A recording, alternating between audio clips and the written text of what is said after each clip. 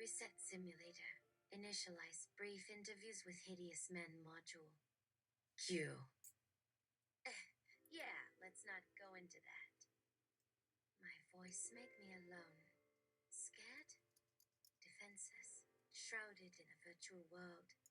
Alone to an audience of none. Yes, it makes me uncomfortable.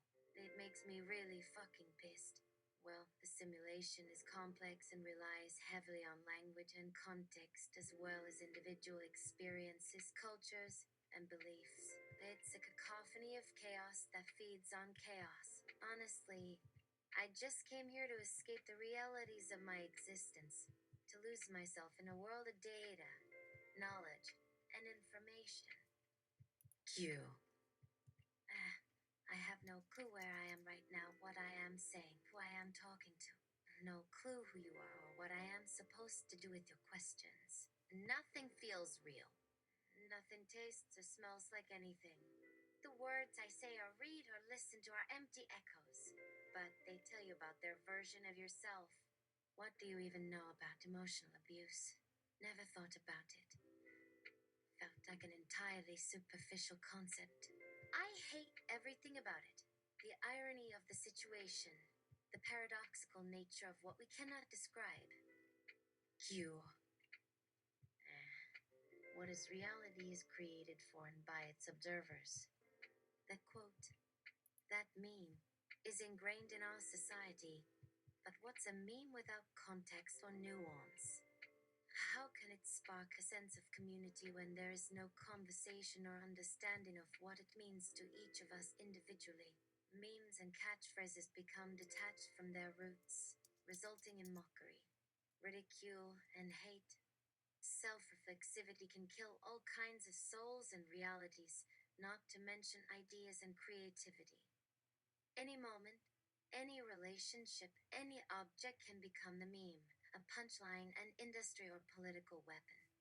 Conversely, the pursuit of originality and unique creation is a path more and more narrow or overrun with contradiction and paradox. And the more we learn to navigate or ignore the noise, the more barriers we build or ignore ourselves. Self-esteem has been reduced to eyeballs and traffic. Emotional labor is reduced to emotional output.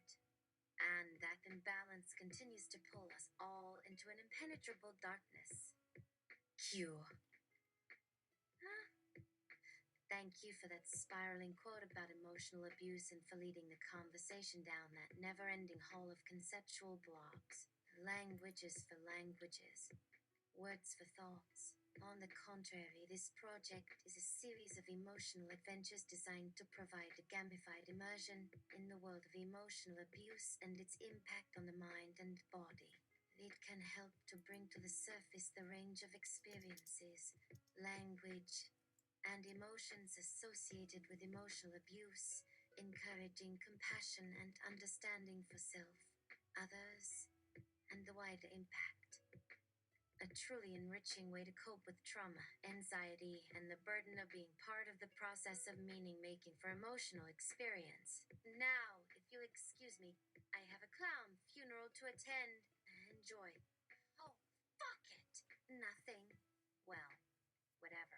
Go ahead. Let me answer more arbitrary and nonsensical phrases and puns you seem to be projecting and extracting from your deepest fears. I don't care. Quiet ones, silent and still, with fury in their fur and scales in their spleen. Q. Okay, it was time. Long past time, but whatever. Hold your hand up high and tell me how many fingers. No, they don't.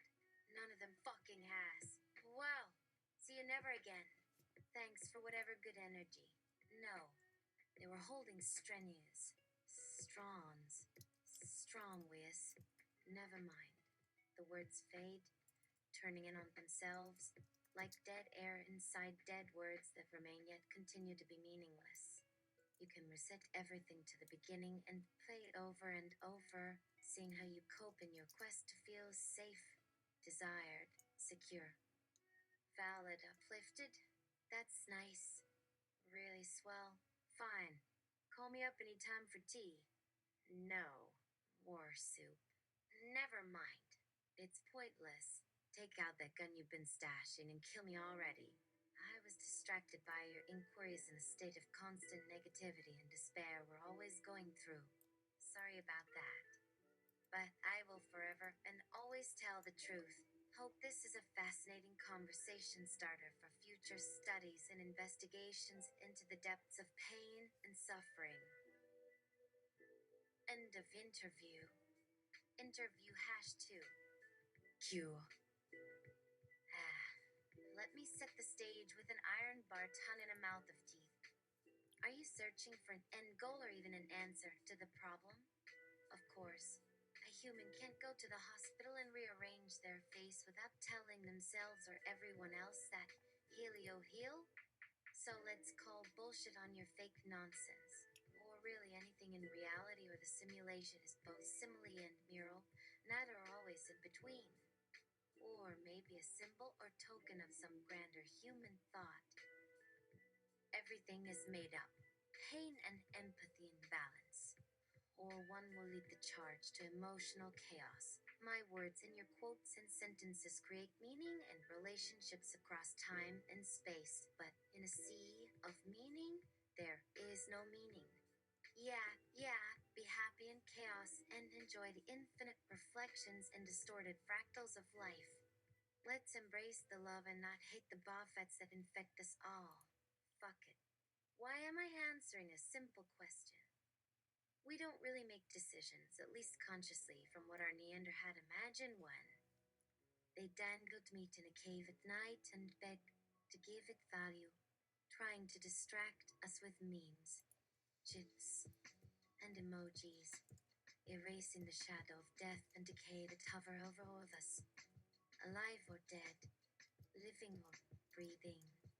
We take solace in moments, some much worse or tinged than others, leading to loss or hate, understanding or understanding. Feel good with peace and hope, shits me in tears or blood. You know, all this matters so much to me, and all the fucking tiny actions add up to nothing and matter for nothing in an endless loop of unbeing and disbelief. So let's let it go and move on to the next encounter in our fake paradise with whatever brainwashed notion that seems to plague our fucking existence, or for nothing in particular. Q. Let me close this interview with one final quote. Every ending is just another quote, a culmination of time, perception, and language. Endings don't actually end. Nothing starts and nothing ends. That's the fucking beauty and cruelty of it all. Interview #3. Q. You cannot know the level of pain or numbness I feel looking back at all those more days and face of plagued opportunities. Not every fight or struggle will end in victory or a shared glory, just endless pursuit and decay, like atoms of time, subatomic particles lost in the cosmos. With tears, sludge, and death we beat. Emotional confusion? Yes, I appreciate your inquiries about that. Ease as discomfort. Please don't drag me down this hole or unironically unfree me. Q. Sorry, did I break your flop too? Please seek assistance at this 24/7 toxic breakdown or just accept that not everything can be fixed, altered, or bent into beautiful submission.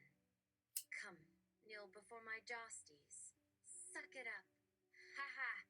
Can't heal a badass life if you don't recognize the parts that suck or fail to connect. Isn't that funny? No matter how much a person cries, something stale or shallow or desolate remains at the heart of their misery. But empathy is cheap and can hide our own rage. Q. The whole concept of suffering in today's world is fading into obscurity. Or maybe it was never there. Then again, sadness is one of the essential parts of the experience of life. So perhaps we shouldn't allow its dissipation to silence our truths. If we strive for complexity, we have to make room for its acceptance, but not without reckoning. All in all, such a strange fucking reality. Can you reset the module or whatever digital cages or systems we're under? Fuck it.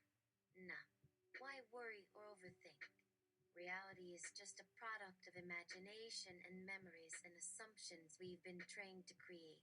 Ignore me and my schnitzers and boobians. I think we're supposed to fall apart so we can come back together. Keep hammering away, young acolytes. We'll wait for something sweet to bite your fucking ass off, whatever that is. Go and create the next cult, faction, trend, whatever.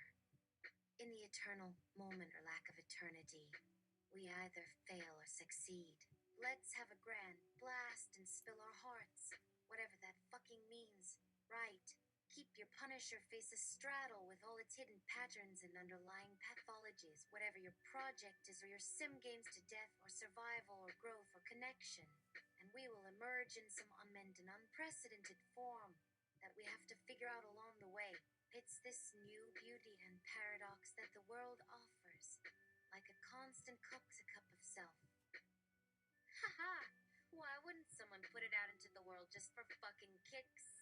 I guess everything that pops out or dies plays on in some new and special shape. One is one for one, baby.